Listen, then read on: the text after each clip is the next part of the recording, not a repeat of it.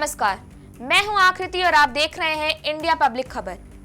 केंद्रीय मंत्री चिराग पासवान ने रविवार को कहा कि वे बिहार के हित के लिए आगामी विधानसभा चुनाव लड़ना चाहते हैं। उन्होंने कहा कि विपक्षी दल उनके रास्ते में बड़ी चुनौती बन रहे हैं। लोक जनशक्ति पार्टी के अध्यक्ष चिराग ने छपरा के राजेंद्र स्टेडियम में रविवार को आयोजित नव संकल्प महासभा को संबोधित करते हुए बड़ा ऐलान कर दिया। चिराग पासवान ने बताया कि उनकी पार्टी 243 सीटों पर चुनाव लड़ेगी। बता दें कि लोक जनशक्ति पार्टी के राष्ट्रीय अध्यक्ष चिराग पासवान एनडीए में शामिल हैं और उनके हाल ही में दिए गए इस बयान ने बीजेपी और जेडीयू के लिए भी बड़ी टेंशन खड़ी कर दी है।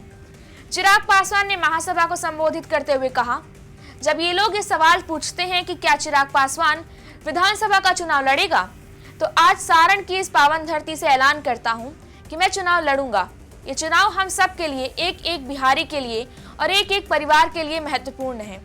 जब मैं कहता हूं कि हाँ, चिराग पासवान चुनाव लड़ेगा, तो मैं ये भी आप लोगों को बताऊं कि चिराग पासवान सभी 243 सीटों पर चुनाव लड़ेगा। हर सीट पर चिराग पासवान बनकर चुनाव लड़ूंगा। इस दौरान चिराग ने बिहार की राजधानी पटना में व्यवसायी गोपाल खेमका की हत्या मामले पर चिंता जताते हुए कहा, ऐसी घटनाएं उस सरकार में हो रही हैं जिसकी पहचान सुशासन की है। मैं भी उस सरकार का समर्थन कर रहा हूं। ये वाकई चिंता का विषय है। मैं इस सवाल से भागने की कोशिश नहीं करूंगा, न ही हमारी सरकार को ऐसा करने की कोशिश करनी चाहिए। अगर इतनी बड़ी घटना शहरी इलाकों में खुलेआम होती है, अगर इतने पॉश इलाके में होती है, तो ये बहुत गंभीर मामला है। मैं सरकार के साथ साथ स्थानीय प्रशासन के भी संपर्क में हूँ, लेकिन ऐसी घटनाएं हमारी चिंताएं बढ़ाती हैं। अगर परिवार डरा हुआ है तो ये जायज है। यह ऐसा परिवार है जिसने पहले भी इसका सामना किया है। क्या स्थानीय प्रशासन ने परिवार को सुरक्षा मुहैया कराई? ये प्रशासन की जिम्मेदारी थी।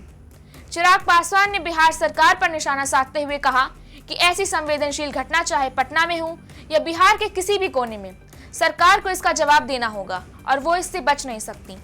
सुशासन की सरकार में ऐसी वारदात भारी चिंता का विषय है। उन्होंने तेजस्वी यादव का नाम लिए बिना कहा, बिहार में 2023 में जब महागठबंधन की सरकार थी तो उस वक्त वो राज्य के उप मुख्यमंत्री और राज्य के शिक्षा मंत्री थे, जिन्होंने डोमिसाइल नीति को समाप्त किया था। चिराग ने विपक्षी दलों पर चुनाव के दौरान आरक्षण को लेकर भ्रम फैलाने का भी आरोप लगाया। उन्होंने कहा कि विपक्षी पार्टियां अनुसूचित जाति यानी एससी और अनुसूचित जनजाति यानी एसटी को गुमराह करने के लिए कई फेक नैरेटिव चला रही हैं।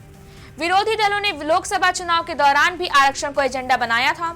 उन्होंने लोगों को भरोसा दिलाते हुए कहा, जब तक चिराग पासवान जिंदा है, पासवान जिंदा है, तब तक न आरक्षण को और न ही संविधान को कोई खतरा है।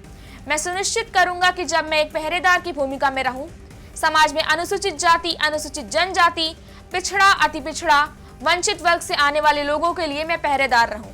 चिराग पासवान के इस फैसले ने विरोधी पार्टियों के साथ साथ एनडीए की भी मुश्किलें बढ़ा दी हैं। अब सवाल ये उठता है कि क्या बिहार में सियासी समीकरण बदलने वाले हैं? आपकी इस बारे में क्या राय है, हमें कमेंट सेक्शन में बताएं। वीडियो को लाइक करें और चैनल को सब्सक्राइब करें। शुक्रिया।